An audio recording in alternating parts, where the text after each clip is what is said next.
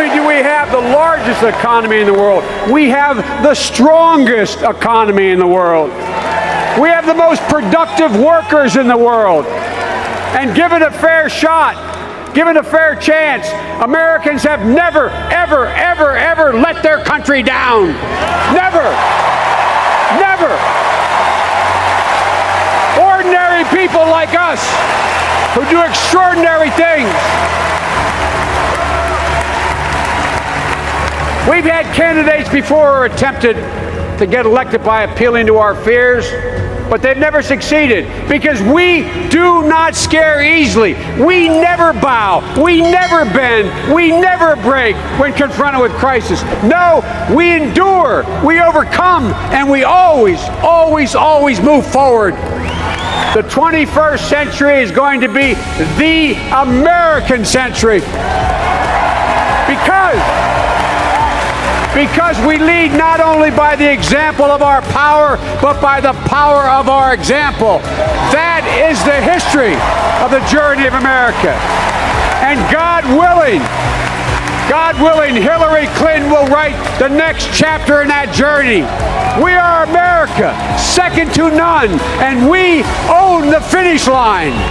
Don't forget it. We're America. The time for empty talk is over. Now arrives the hour of action. Do not allow anyone to tell you that it cannot be done. No challenge can match the heart and fight and spirit of America. We will not fail.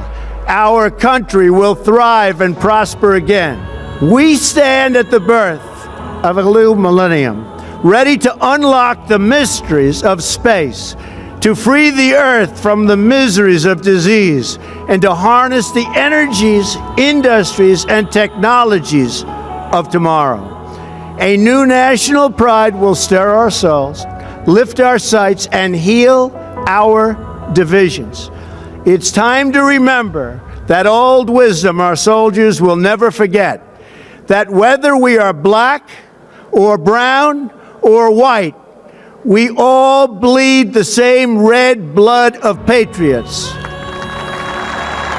Your voice, your hopes, and your dreams will define our American destiny. And your courage and goodness and love will forever guide us along the way. Together, we will make America strong again. We will make America wealthy again.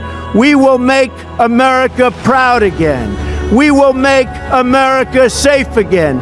And yes, together, we will make America great again. It's not possible for you to be a millionaire. It's not possible for you to see the things you're going to see here in this country. It's just not possible. And so because you live in the United States of America, to much is given, much is required. I'll say it again. To much is given, much is required. And because we live in this country, we will be held accountable for how we took advantage of America. So one of the things I want you to do, I just want to stop real quick, right? And we've got to embrace the fact that we have resources in this country. We've got to embrace the fact that if you never wanted to travel outside the United States of America, I promise you, between all the states, Hawaii, Puerto Rico, you don't have to go anywhere else to see the splendor that you're going to see in this country. There's no other place that you're going to go where they print money every day. We live in America. Everybody can have an ocean view. We live in America. Everybody can have an ocean view. Everybody can fly first class. And so I remember when we were flying, the lady was like, well, you guys, you can fly first class, but she's going to have to get on that plane. So I said, ma'am, just find me a plane that we can all get in and be together on first class. Like, I don't want to split up. Why? Because I want to make memories on this 50th. I can have whatever I want. Why? I live in America. I can fly first class. I can live. So what I'm trying to explain to you before we get started, you are blessed to be in an industry that has a straight path to whatever you want. I said you don't live in a third world country. I I said you don't live in a country where they tell you what you can do for a living and how much money you can make and where you go grocery shopping and what you have. I said you live in a country where there is unlimited resource, abundance, and you are in an industry that you can have what you want, be what you want, and do what you want. You ought to be excited about that. I want to make sure you understand something. I'm not saying that they're not going to be obstacles, but you live in America. Can't nobody stop you. I want to make sure that's 100% clear. So when people come to me and tell me, hey, E, we got these problems in this country, this problem, I say, I don't even know what you're talking about. That's not my reality. I don't live in that. I live in abundance. I live in a country where I was homeless and a high school dropout. That my mama got pregnant with me at 17 years old. And she was homeless. And now I'm considered the #1 motivation. Come on, only in America can you start there and get here. No one's written your destiny for you. Because here in America, you write your own destiny. You make your own future. The story of America isn't about people who quit when things got tough. It's about people who kept going, who tried harder, who loved their country too much to do anything less than their best. What you make of your education will decide nothing less than the future of this country. The future of America depends on you.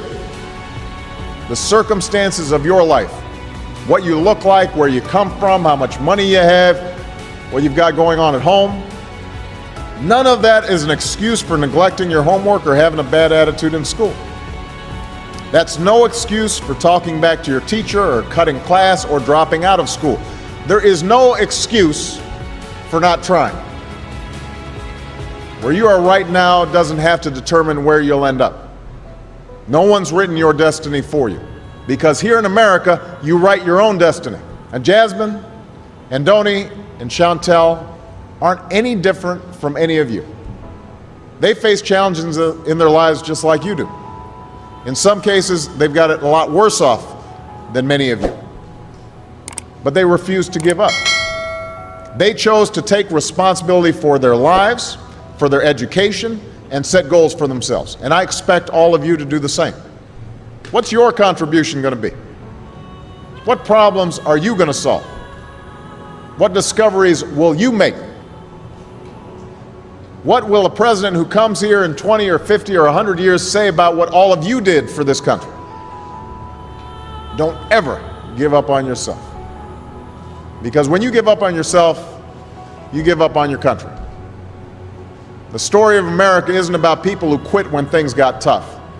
It's about people who kept going, who tried harder, who loved their country too much to do anything less than their best.